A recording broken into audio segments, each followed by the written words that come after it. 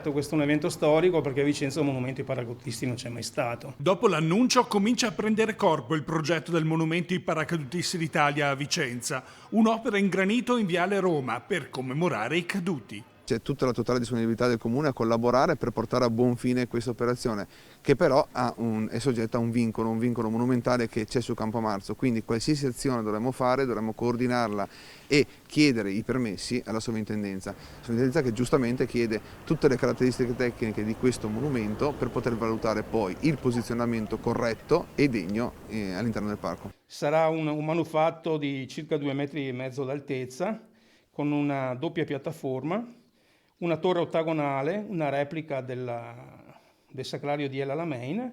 Una presenza che nasce non solo per rendere omaggio agli eroi del passato, l'intenzione è testimoniare valori ancora attuali. I paracadutisti italiani è stato l'unico corpo che dopo la guerra dopo il 1945 ha partecipato a tutte le missioni in tutti i teatri operativi del mondo a cui ha partecipato l'Italia.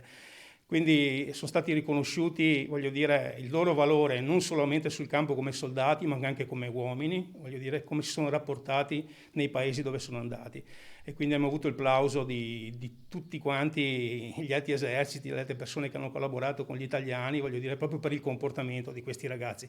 E questo comportamento arriva da lontano, arriva dagli esempi dei nostri caduti, dagli esempi dei nostri reduci, voglio dire, che sono rimasti con la schiena dritta e non hanno cambiato, voglio dire, il modo di essere. Noi tentiamo di portare sempre i valori di patria e il tricolore, sempre. Questo è un motivo per creare questo monumento sobrio che dia lustro sia alla memoria dei nostri ragazzi, ma che sia anche un monito. Questi sono dei giovani che non hanno mollato nonostante tutto, nonostante gli eventi,